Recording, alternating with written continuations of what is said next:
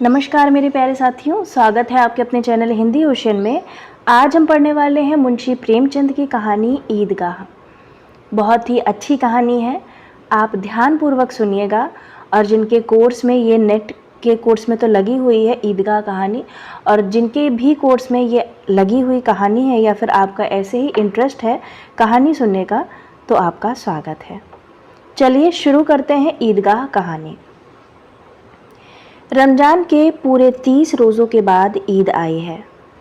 कितना मनोहर, कितना सुहावना प्रभाव है। वृक्षों पर अजीब हरियाली है, खेतों में कुछ अजीब रौनक है, आसमान पर कुछ अजीब लालिमा है। आज का सूर्य देखो, कितना प्यारा, कितना शीतल है। यानी संसार को ईद की बधाई दे रहा है। गांव में कितनी हलचल है। ईदगाह जाने की तैयारियां हो रही हैं। किसी के कुर्ते में बटन नहीं है, पड़ोस के घर में सुई धागा लेने दौड़ा जा रहा है। किसी के जूते कड़े हो गए हैं, उनमें तेल डालने के लिए तेली के घर पर भागा जाता है। जल्दी जल्दी बैलों को सानी पानी दे दें, ईदगाह से लौटते लौटते दोपहर हो जाएगी। 3 कोस का पैदल रास्ता, फिर सैकड़ों आदमियों से मिलना भेंटना, दोपहर के पहले लौटना असंभव है। लड़के सबसे ज़्यादा प्रसन्न हैं। किसी ने 1 रोज़ा रखा है, वह भी दोपहर तक। किसी ने वह भी नहीं, लेकिन ईदगाह जाने की खुशी उनके हिस्से की चीज़ है। रोज़े बड़े बूढ़ों के लिए होंगे, इनके लिए तो ईद है। रोज़ ईद का नाम रटते थे, आज वह आ गई। अब जल्दी पड़ी है कि लोग ईदगाह क्यों नहीं चलते। इन्हें गृहस्थी चिंताओं से क्या प्रयोजन। सेवैयों के लिए दूध और शक्कर घर में है या नहीं, इनकी बला से ये तो सेवैयां खाएंगे। वह क्या जाने कि अब्बाजान क्यों बदहवास चौधरी कायम अली के घर दौड़े जा रहे हैं। उन्हें क्या खबर कि चौधरी आंखें बदल ले तो यह सारी ईद मुहर्रम हो जाए। उनकी अपनी जेबों में तो कुबेर का धन भरा हुआ है। बार बार जेब में से अपना खजाना निकालकर गिनते हैं और खुश होकर फिर रख लेते हैं। महमूद गिनता है 1, 2, 10, 12, उसके पास 12 पैसे हैं। मोहसिन के पास 1, 2, 3, 8, 9, 15 पैसे हैं। इन्हीं अनगिनती पैसों में अनगिनती चीज़ें लाएंगे, खिलौने, मिठाइयाँ, बिगुल, गेंद और जाने क्या क्या। और सबसे ज़्यादा प्रसन्न है हामिद। वह 4-5 साल का गरीब सूरत दुबला पतला लड़का, जिसका बाप गत वर्ष हैजे की भेंट हो गया और माँ न जाने क्यों पीली होती होती एक दिन मर गई। किसी को पता क्या बीमारी है, कहती तो कौन सुनने वाला था। दिल पर जो कुछ बीतती थी वह दिल में ही सहती थी, और अब न सहा गया तो संसार से विदा हो गई। अब हामिद अपनी बूढ़ी दादी अमीना की गोद में सोता है और उतना ही प्रसन्न है। उसके अब्बा जान रुपए कमाने गए हैं, बहुत सी थैलियाँ लेकर आएंगे। अम्मी जान अल्लाह मियाँ के घर से उसके लिए बड़ी अच्छी अच्छी चीज़ें लाने गई हैं, इसलिए हामिद प्रसन्न है। आशा तो बड़ी चीज़ है, और फिर बच्चों की आशा, उनकी कल्पना तो राई का पर्वत बना लेती है। हामिद के पैर में जूते नहीं हैं, सिर पर पुरानी धुरानी टोपी है जिसका गोटा काला पड़ गया है, फिर भी वह प्रसन्न है। बहुत अच्छी लाइन है, इसको नोट कर लीजिएगा। जब उसके अब्बा जान थैलियाँ और अम्मी जान नियमतें लेकर आएंगी तो वह दिल से अरमान निकाल लेगा। तब देखेगा मोहसिन, नूरे और सम्मी कहाँ से उतने पैसे निकालेंगे। अभागिन अमीना अपनी कोठरी में बैठी रो रही है। आज ईद का दिन, उसके घर में दाना नहीं। आज आबिद होता तो क्या इसी तरह ईद आती और चली जाती। इस अंधकार और निराशा में वह डूबी जा रही है। किसने बुलाया था इस निगोड़ी ईद को। इस घर में उसका काम नहीं, लेकिन हामिद, उसे किसी के मरने जीने के क्या मतलब उसके अंदर प्रकाश है, बाहर आशा। विपत्ति अपना सारा दलबल लेकर आए, हामिद की आनंद भरी चितवन उसका विध्वंस कर देगी। हामिद भीतर जाकर दादी से कहता है, तुम डरना नहीं अम्मा, मैं सबसे पहले आऊँगा, बिल्कुल न डरना। अमीना का दिल कचोट रहा है। गांव के बच्चे अपने अपने बाप के साथ जा रहे हैं।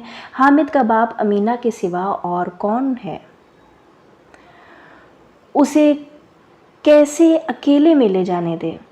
उस भीड़ भाड़ से बच्चा कहीं खो जाए तो क्या हो? नहीं, अमीना उसे यूं न जाने देगी। नन्ही सी जान, 3 कोस चलेगा कैसे? पैर में छाले पड़ जाएंगे, जूते भी तो नहीं हैं। वह थोड़ी थोड़ी दूर पर उसे गोद में ले लेती, लेकिन यहाँ सवैयां कौन पकाएगा? पैसे होते तो लौटते लौटते सब सामग्री जमा करके चटपट बना लेती। यहाँ तो घंटों चीज़ें जमा करते लगेंगे। मांगे का ही तो भरोसा ठहरा। उस दिन फहीमन के कपड़े सिले थे, 8 आने पैसे मिले थे। उस अठन्नी को ईमान की तरह बचाती चली आती थी इसी ईद के लिए, लेकिन कल ग्वालन सिर पर सवार हो गई तो क्या करती? हामिद के लिए कुछ नहीं है तो 2 पैसे का दूध तो चाहिए ही। अब तो कुल 2 आने पैसे बच रहे हैं। 3 पैसे हामिद की जेब में, 5 अमीना के बटुए में। यही तो बिसात है और ईद का त्योहार। अल्लाह ही बेड़ा पार लगाए। धोबन और नाइन और मेहतरानी और चूड़ी हारिन सभी तो आएंगी। सभी को सेवैयाँ चाहिए और थोड़ा किसी को आंखों नहीं लगता। किस किस से मुंह चुराएगी? और मुंह क्यों चुराए? साल भर का त्योहार है, जिंदगी खैरियत से रहे, उनकी तकदीर भी तो उसी के साथ है। बच्चे को खुदा सलामत रखें, ये दिन भी कट जाएंगे। गांव से मेला चला और बच्चों के साथ हामिद भी जा रहा था। कभी सबके सब दौड़कर आगे निकल जाते, फिर किसी पेड़ के नीचे खड़े होकर साथ वालों का इंतजार करते। यह लोग क्यों इतना धीरे धीरे चल रहे हैं? हामिद के पैरों में तो जैसे पर लग गए हैं। वह कभी थक सकता है? शहर का दामन आ गया। सड़क के दोनों ओर अमीरों के बगीचे हैं। पक्की 4 दीवारी बनी हुई है, पेड़ों में आम और लीचियां लगी हुई हैं। कभी कभी कोई लड़का कंकड़ी उठाकर आम पर निशाना लगाता है। माली अंदर से गाली देता हुआ निकलता है। लड़के वहाँ से एक फलांग पर हैं, खूब हंस रहे हैं। माली को कैसा उल्लू बनाया है। बड़ी बड़ी इमारतें आने लगीं। यह अदालत है, यह कॉलेज है, यह क्लब घर है। इतने बड़े कॉलेज में कितने लड़के पढ़ते होंगे? सब लड़के नहीं हैं जी, बड़े बड़े आदमी हैं। सच, उनकी बड़ी बड़ी मूछें हैं। इतने बड़े हो गए, अभी तक पढ़ते जाते हैं। न जाने कब तक पढ़ेंगे और क्या करेंगे इतना पढ़कर। हामिद के मदरसे में 2-3 बड़े बड़े लड़के हैं, बिल्कुल 3 कौड़ी के। रोज मार खाते हैं, काम से जी चुराने वाले। इस जगह भी उसी तरह के लोग होंगे और क्या। क्लब घर में जादू होता है, सुना है। यहाँ मुर्दों की खोपड़ियाँ दौड़ती हैं और बड़े बड़े तमाशे होते हैं, पर किसी को अंदर नहीं जाने देते। और वहाँ शाम को साहब लोग खेलते हैं। बड़े बड़े आदमी खेलते हैं, मूंछों दाढ़ी वाले, और मेमें भी खेलती हैं। सच। हमारी अम्मा को यह दे दो, क्या नाम है, बैट, तो उसे पकड़ ही ना सके, घुमाते ही लुढ़क जाए। महमूद ने कहा। हमारी अम्मी जान का तो हाथ कांपने लगे। अल्लाह कसम। मोहसिन बोल, चलो मनो आटा पीस डालती हैं। जरा सा बैट पकड़ लेंगी तो हाथ कांपने लगेंगे। सैकड़ों घड़े पानी रोज निकालती हैं। 5 घड़े तो तेरी भैंस पी जाती है। किसी मेम को 1 घड़ा पानी भरना पड़े तो आंखों तक अंधेरी आ जाए। महमूद, लेकिन दौड़ती तो नहीं, उछल कूद तो नहीं सकती। मोहसिन, हाँ उछल कूद तो नहीं सकती, लेकिन उस दिन मेरी गाय खुल गई थी और चौधरी के खेत में जा पड़ी थी। अम्मा इतना तेज दौड़ी कि मैं उन्हें ना पा सका। सच। आगे चलें। हलवाइयों की दुकानें शुरू हुईं। आज खूब सजी हुई थी। इतनी मिठाइयाँ कौन खाता? देखो ना, एक एक दुकान पर मनो होंगी। सुना है रात को जिन्नात आकर खरीद ले जाते हैं। अब्बा कहते थे कि आधी रात को एक आदमी हर दुकान पर जाता है और जितना माल बचा होता है वह तुलवा लेता है और सचमुच के रुपए देता है। बिल्कुल ऐसे ही रुपए। हामिद को यकीन न आया। ऐसे रुपए जिन्नात को कहाँ से मिल जाएंगी? मोहसिन ने कहा, जिन्नात को रुपए की क्या कमी, जिस खजाने में चाहें चले जाएं। लोहे के दरवाजे तक उन्हें नहीं रोक सकते जनाब। आप हैं किस फेर में, हीरे जवाहरात तक उनके पास रहते हैं। जिससे खुश हो गए उसे टोकरों जवाहरात दे दिए।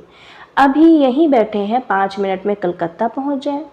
हामिद ने फिर पूछा, जिन्नात बहुत बड़े बड़े होते हैं। मोहसिन, एक एक सिर आसमान के बराबर होता है जी। जमीन पर खड़ा हो जाए तो उसका सिर आसमान से जा लगे, मगर चाहे तो एक लोटे में घुस जाए।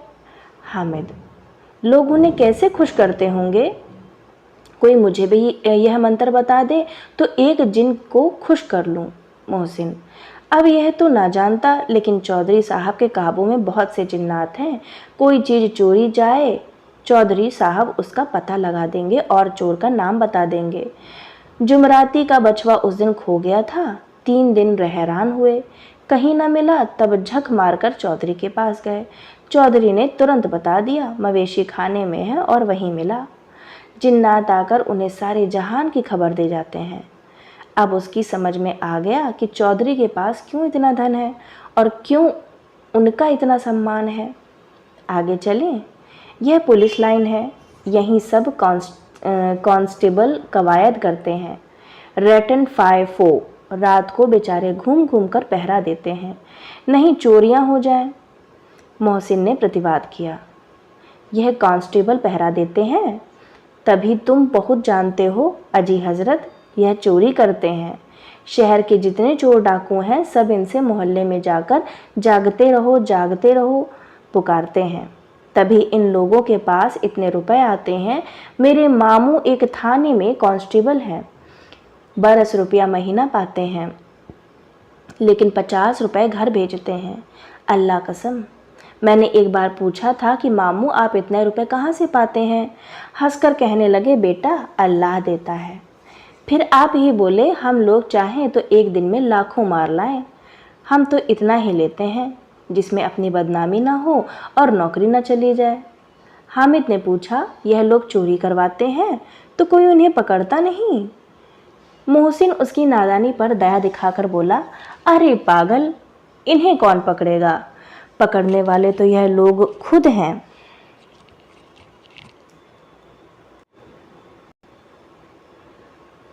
लेकिन अल्लाह इन्हें सजा भी खूब देता है, हराम का माल हराम में जाता है। थोड़े ही दिन हुए मामू के घर में आग लग गई, सारी लेई पूंजी जल गई, एक बर्तन तक ना बचा। कई दिन पेड़ के नीचे सोए, अल्लाह कसम पेड़ के नीचे। फिर जाने कहाँ से 100 कर्ज लाए तो बर्तन भाड़े आए। हामिद 100 तो 50 से ज़्यादा होते, हामिद कहता है 100 तो 50 से ज़्यादा होते हैं। कहाँ 50, कहाँ 100, 50 एक थैली भर होता है, 100 तो 2 थैलियों में भी ना आए। अब बस्ती घनी होने लगी, ईदगाह जाने वालों की टोलियां नजर आने लगी। एक से एक भड़कीले वस्त्र पहने हुए, कोई इक्के तांगे पर सवार, कोई मोटर पर, सभी इत्र में बसे, सभी के दिलों में उमंग। ग्रामीणों का यह छोटा सा दल अपनी विपन्नता से बेखबर संतोष और धैर्य में मगन चला जा रहा था। बच्चों के लिए नगर की सभी चीज़ें अनोखी थीं, जिस चीज़ की ओर ताकते ताकते ही रह जाते, और पीछे से हॉर्न की आवाज़ होने पर भी न चेतते। हामिद तो मोटर के नीचे जाते जाते बचा। सहसा ईदगाह नजर आई। ऊपर इमली के घने वृक्षों की छाया है, नीचे पक्का फर्श है जिस पर जाजम बिछा हुआ है, और रोजेदारों की पंक्तियां एक के पीछे एक न जाने कहां तक चली गई हैं, पक्की जगत के नीचे तक जहां जाजम भी नहीं है। नए आने वाले आकर पीछे की कतार में खड़े हो जाते हैं, आगे जगह नहीं है। यहाँ कोई धन और पद नहीं देखता, इस्लाम की निगाह में सब बराबर हैं। इन ग्रामीणों ने भी वजू किया और पिछली पंक्ति में खड़े हो गए। कितना सुंदर संचालन है, कितनी सुंदर व्यवस्था। लाखों सिर एक साथ सिजदे में झुक जाते हैं, फिर सब के सब एक साथ खड़े हो जाते हैं, एक साथ झुकते हैं और एक साथ खड़े हो जाते हैं, एक साथ खड़े हो जाते हैं, एक साथ झुकते हैं और एक साथ खड़े हो जाते हैं। कई बार यही क्रिया होती है, जैसे बिजली की लाखों बत्तियां एक साथ प्रदीप्त हों और एक साथ बुझ जाएं। और यही क्रम चलता रहे। कितना अपूर्व दृश्य था, जिसकी सामूहिक क्रियाएं विस्तार और अनंतता हृदय को श्रद्धा, गर्व और आत्मानंद से भर देती थी। मानव भ्रातृत्व का एक सूत्र इन समस्त आत्माओं को एक लड़ी में पिरोए हुए है। नमाज खत्म हो गई, लोग आपस में गले मिल रहे हैं, तब मिठाई और खिलौने की दुकान पर धावा होता है। ग्रामीणों का यह दल इस विषय में बालकों से कम उत्साही नहीं है। यह देखो हिंडोला है, 1 पैसा देकर चढ़ जाओ। कभी आसमान पर जाते हुए मालूम होंगे, कभी जमीन पर गिरते हुए। यह चरखी है, लकड़ी के हाथी, घोड़े, ऊंट छड़ों में लटके हुए हैं। 1 पैसा देकर बैठ जाओ और 25 चक्करों का मजा लो। महमूद और मोहसिन और नूरे और सम्मी इन घोड़ों और ऊँटों पर बैठते हैं। हामिद दूर खड़ा है, 3 ही पैसे तो हैं उसके पास। अपने कोष का 1/3 जरा सा चक्कर खाने के लिए नहीं दे सकता। सब चरखियों से उतरते हैं। अब खिलौने लेंगे। उधर दुकानों की कतार लगी हुई है, तरह तरह के खिलौने हैं। सिपाही और गुजरिया, राज और वकी, बिश्ती और धोबिन और साधु। वाह कितने सुंदर खिलौने हैं, अब बोला ही चाहते हैं। महमूद सिपाही लेता है, खाकी वर्दी और लाल पगड़ी वाला, कंधे पर बंदूक रखे हुए मालूम होता है। अभी कवायद किए चला आ रहा है। मोहसिन को भिश्ती पसंद आया, कमर झुकी हुई है, ऊपर मशक रखे हुए है, मशक का मुंह एक हाथ से पकड़े हुए है। कितना प्रसन्न है, शायद कोई गीत गा रहा है, बस मशक से पानी उड़ेलना ही चाहता है। नूरे को वकील से प्रेम है, कैसी विद्वता है उसके मुख पर। काला चोगा, नीचे सफ़ेद अचकन, अचकन के सामने की जेब में घड़ी, सुनहरी जंजीर, एक हाथ में कानून का पोथा लिए हुए। मालूम होता है अभी किसी अदालत से जिरह या बहस किए चला आ रहा है। यह सब 2-2 पैसे के खिलौने हैं। हामिद के पास कुल 3 पैसे हैं। इतने महंगे खिलौने वह कैसे ले? खिलौना कहीं हाथ से छूट पड़े तो चूर चूर हो जाए, जरा पानी पड़े तो सारा रंग घुल जाए। ऐसे खिलौने लेकर वह क्या करेगा, किस काम के? मोहसिन कहता है मेरा भिश्ती रोज पानी दे जाएगा सांझ सवेरे। महमूद कहता है और मेरा सिपाही घर पर पहरा देगा, और चोर आएगा तो फौरन बंदूक से फैर कर देगा। नूरे कहता है और मेरा वकील खूब मुकदमा लड़ेगा। सम्मी कहती है और मेरी धोबिन रोज कपड़े धोएगी। हामिद खिलौनों की निंदा करता है। मिट्टी ही के तो हैं, गिरे तो चकनाचूर हो जाएं। लेकिन ललचाई हुई आंखों से खिलौनों को देख भी रहा है और चाहता है कि जरा देर के लिए उन्हें हाथ में ले सकता। उसके हाथ अनायास ही लपकते हैं, लेकिन लड़के इतने त्यागी नहीं होते हैं, विशेषकर जब अभी नया शौक है। हामिद ललचता रह जाता है। खिलौने के बाद मिठाइयाँ आती हैं, किसी ने रेवड़ियाँ ली हैं, किसी ने गुलाब जामुन, किसी ने सोहन हलवा मज़े से खा रहे हैं। हामिद बिरादरी से पृथक है। अभागी के पास 3 पैसे हैं, क्यों नहीं कुछ लेकर खाता? ललचाई आंखों से सबकी ओर देखता है। मोहसिन कहता है हामिद रेवड़ी ले जा, कितनी खुशबूदार है। हामिद को संदेह हुआ यह केवल क्रूर विनोद है, मोहसिन इतना उदार नहीं है, लेकिन यह जानकर भी वह उसके पास जाता है। मोहसिन दोने से एक रेवड़ी निकालकर हामिद की ओर बढ़ाता है। हामिद हाथ फैलाता है, मोहसिन रेवड़ी अपने मुंह में रख लेता है। महमूद, नूरे और सम्मी खूब तालियां बजा बजा कर हंसते हैं। हामिद खिसिया जाता है। मोहसिन कहता है अच्छा अब की जरूर देंगे हामिद, अल्लाह कसम ले जा। हामिद रखे रहो, क्या मेरे पास पैसे नहीं हैं? सम्मी कहता है 3 ही पैसे तो हैं। 3 पैसे में क्या क्या लोगे? महमूद कहता है हमसे गुलाब जामुन ले जाओ हामिद, मोहसिन बदमाश है। हामिद, मिठाई कौन बड़ी नेमत है, किताब में कितनी कितनी बुराइयां लिखी हैं। मोहसिन, लेकिन दिन में कह रहे होगे कि मिले तो खा लें, अपने पैसे क्यों नहीं निकालते? महमूद, ये समझते हैं इसकी चालाकी। जब हमारे सारे पैसे खर्च हो जाएंगे तो हमें ललचा ललचा कर खाएगा। मिठाइयों के बाद कुछ दुकानें लोहे की चीज़ों की, कुछ गिलट और कुछ नकली गहनों की।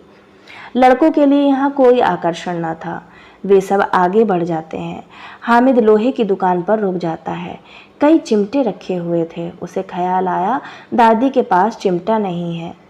तवे से रोटियां उतारती हैं तो हाथ जल जाता है। अगर वह चिमटा ले जाकर दादी को दे दे तो वह कितना प्रसन्न होंगी। फिर उनकी उंगलियां कभी न जलेंगी। घर में एक काम की चीज हो जाएगी। खिलौने से क्या फायदा, व्यर्थ में पैसे खराब होते हैं। जरा देर ही तो खुशी होगी, फिर तो खिलौनों को कोई आंख उठाकर नहीं देखता। यह तो घर पहुंचते पहुंचते टूट फूट बराबर हो जाएंगे। चिमटा कितने काम की चीज है। रोटियां तवे से उतार लो, चूल्हे में सेंक लो। कोई आग मांगने आए तो चटपट चूल्हे से आग निकाल कर उसे दे दो। अम्मा बेचारी को कहाँ फुर्सत है कि बाजार आए और इतने पैसे ही कहाँ मिलते हैं। रोज हाथ जला लेती हैं। हामिद के साथ ही आगे बढ़ गए हैं। सबील पर सबके सब शरबत पी रहे हैं। देखो सब कितने लालची हैं। इतनी मिठाइयाँ ली, मुझे किसी ने एक भी ना दी। उस पर कहते हैं मेरे साथ खेलो, मेरा यह काम करो। अब अगर किसी ने कोई काम करने को कहा तो पूछूंगा, खाएं मिठाइयाँ, आप मुंह सड़ेगा, फोड़े फुंसियाँ निकलेंगी, आप ही जबान चटोरी हो जाएगी। तब घर में पैसे चुराएंगे और मार खाएंगे। किताब में झूठी बातें थोड़े ही लिखी हैं, मेरी जबान क्यों खराब होगी। अम्मा चिमटा देखते ही दौड़कर मेरे हाथ से ले लेंगी और कहेंगी मेरा बच्चा अम्मा के लिए चिमटा लाया है, कितना अच्छा लड़का है। इन लोगों के खिलौने पर कौन इन्हें दुआएं देगा। बड़ों की दुआएं सीधे अल्लाह के दरबार में पहुंचती हैं और तुरंत सुनी जाती हैं।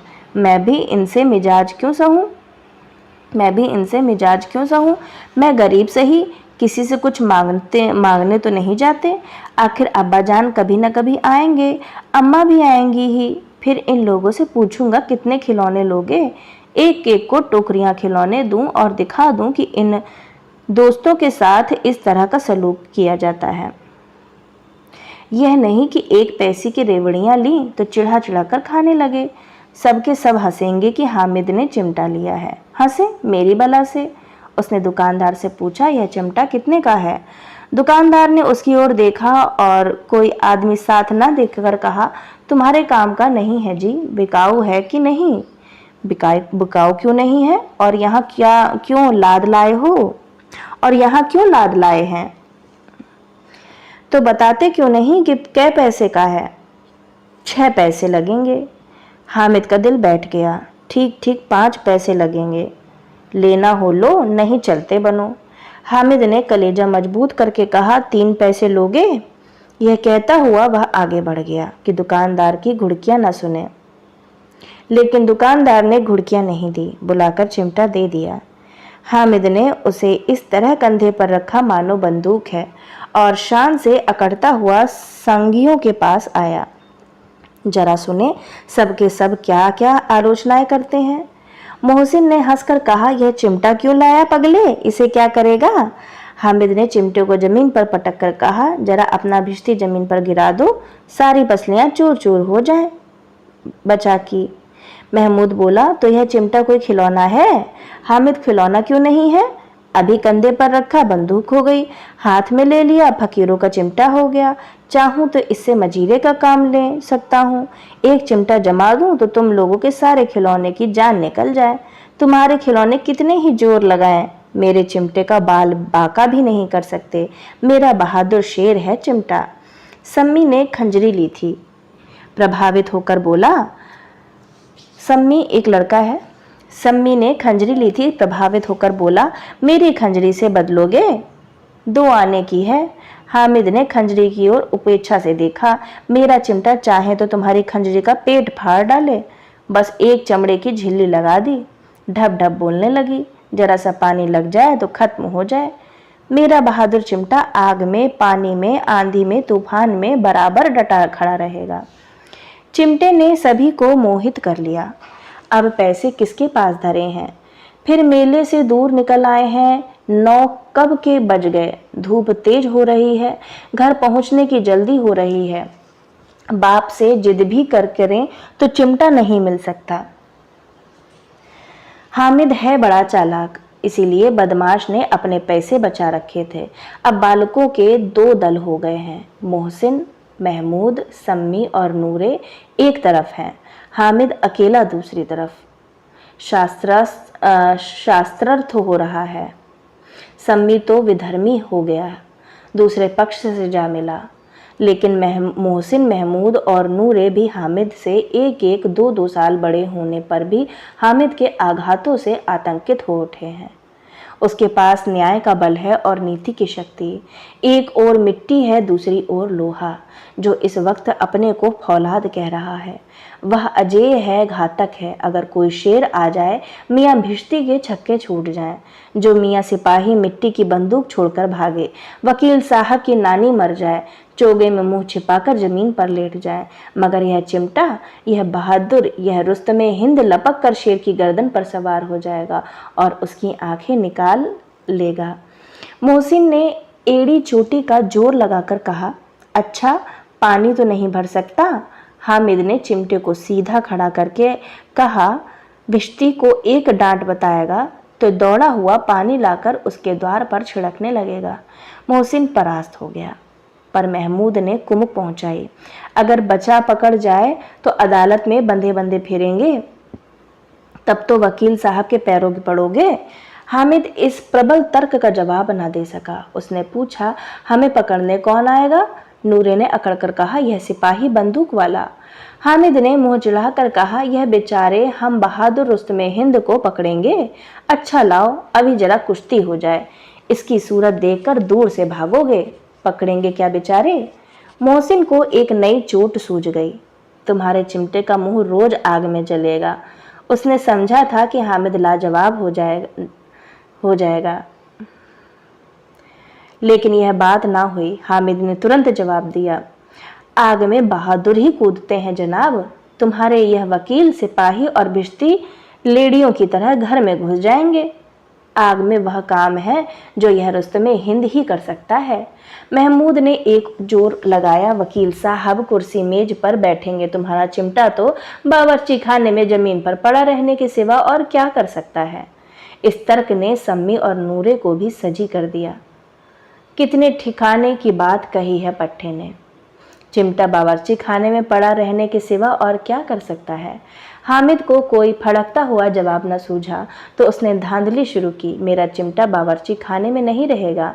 वकील साहब कुर्सी पर बैठेंगे तो जाकर उन्हें जमीन पर पटक देगा और उनका कानून उनके पेट में डाल देगा। बात कुछ बनी नहीं, गाली गलौज थी, लेकिन कानून को पेट में डालने वाली बात छा गई। ऐसी छा गई कि तीनों सुरमा मुंह ताकते रह गए, मानो कोई धेलचा कान कौआ किसी गंडे वाले कनकौए को काट गया हो। कानून मुंह से बाहर निकलने वाली चीज है, उसको पेट के अंदर डाल दिया जाना बेतुकी सी बात होने पर भी कुछ नयापन रखती है। हामिद ने मैदान मार लिया, उसका चिमटा रुस्तमे हिंद है। अब इसमें मोहसिन, महमूद, नूरे, सम्मी किसी को भी आपत्ति नहीं हो सकती। विजेता को हराने वालों से जो सत्कार मिलना स्वाभाविक है, वह हामिद को भी मिला। औरों ने 3-3, 4-4 आने पैसे खर्च किए पर कोई काम की नहीं चीज ले सके। हामिद ने 3 पैसे में रंग जमा लिया। सच ही तो है, खिलौने का क्या भरोसा, टूट फूट जाएंगी। हामिद का चिमटा तो बना रहेगा बरसों। संधि की शर्तें तय होने लगीं। मोहसिन ने कहा, जरा अपना चिमटा दो, हम भी देखें। तुम हमारा भिश्ती लेकर देखो। महमूद और नूरे ने भी अपने अपने खिलौने पेश किए। हामिद को इन शर्तों को मानने में कोई आपत्ति न थी। चिमटा बारी बारी से सबके हाथ में गया और उनके खिलौने बारी बारी से हामिद के हाथ में आए। कितने खूबसूरत खिलौने हैं। हामिद ने हारने वालों के आंसू पोंछे। मैं तुम्हें चिढ़ा रहा था, सच यह चिमटा भला इन खिलौनों की क्या बराबर करेगा। मालूम होता है, अब बोले। लेकिन मोहसिन की पार्टी को इस दिलासे से संतोष नहीं होता। चिमटे का सिलका खूब बैठ गया है। चिपका हुआ टिकट अब पानी से नहीं छूट रहा है। मोहसिन लेकिन इन खिलौनों के लिए कोई हमें दुआ तो ना देगा। महमूद दुआ को लिए फिरते हो, उल्टे मार ना पड़े।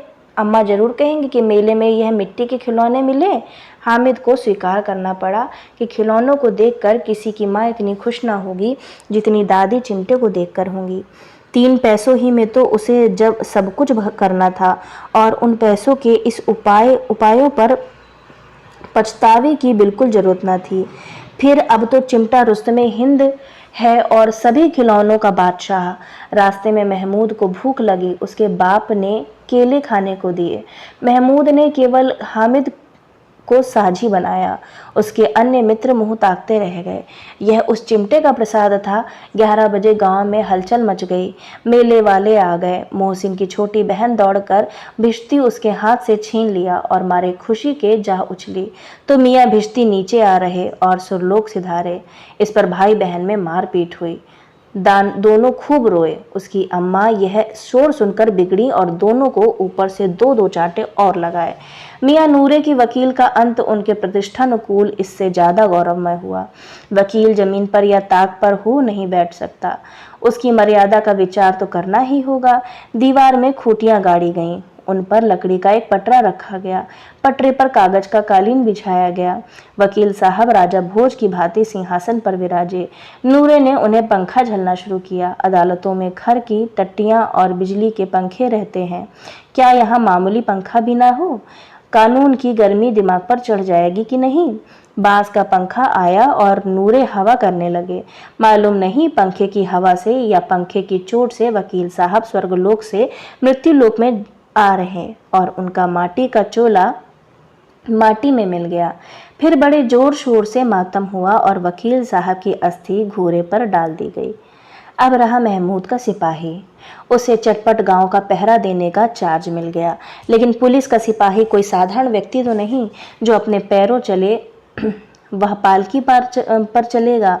एक टोकरी आई, उसमें कुछ लाल रंग के फटे पुराने चिथड़े बिछाए गए जिसमें सिपाही साहब आराम से लेटे। नूरे ने यह टोकरी उठाई और अपने द्वार का चक्कर लगाने लगे। उनके दोनों छोटे भाई सिपाही की तरह छोने वाले जागते रहो पुकारते चलते हैं, मगर रात तो अंधेरी होनी चाहिए। नूरे को ठोकर लग जाती है, टोकरी उसके हाथ से छूटकर गिर पड़ती है और मियाँ सिपाही अपनी बंदूक लिए जमीन पर आ जाते हैं और उनकी एक टांग में विकार आ जाता है।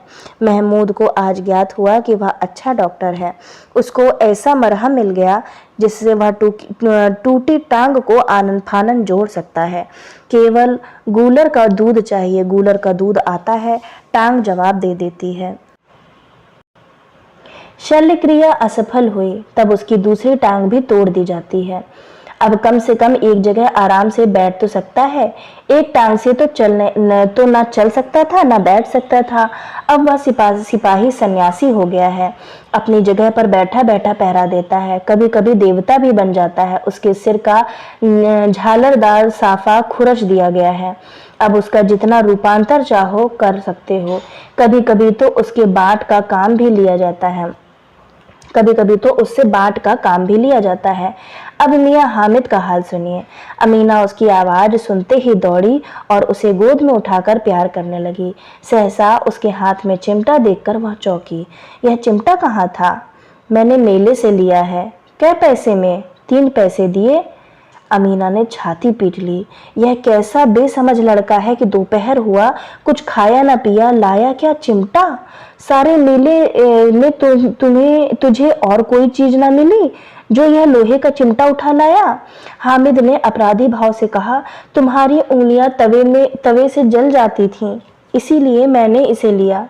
बुढ़िया का क्रोध तुरंत स्नेह में बदल गया, और स्नेह भी वह नहीं जो प्रगल्भ होता है और अपनी सारी कसक शब्दों में बिखेर देता है। यह मूक स्नेह था, खूब ठोस, रस और स्वाद से भरा हुआ। बच्चे में कितना त्याग, कितनी सद्भावना और कितना विवेक है। दूसरों को खिलौने लेते और मिठाई खाते देखकर इसका मन कितना ललचाया होगा।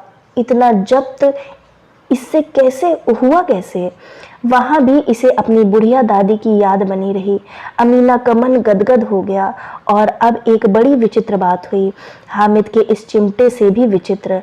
बच्चे हामिद ने बड़े हामिद का पार्ट खेला था। बुढ़िया अमीना बालिका अमीना बन गई। वह रोने लगी, दामन फैलाकर हामिद को दुआएं देती जाती थी और आंसू की बड़ी-बड़ी बूंदें गिराती जाती थी। हामिद इसका रहस्य क्या समझता? तो ये कहानी यहाँ समाप्त होती है। कैसी लगी कहानी कमेंट बॉक्स में अपनी राय ज़रूर दीजिएगा और इसी प्रकार से सारी कहानियाँ हम लोग पढ़ लेंगे। मिलते हैं अगले वीडियो के साथ में, तब तक सभी अभ्यर्थियों का हृदय की गहराई से प्रेमपूर्वक धन्यवाद। वीडियो अच्छा लगा हो तो लाइक करके जाइएगा।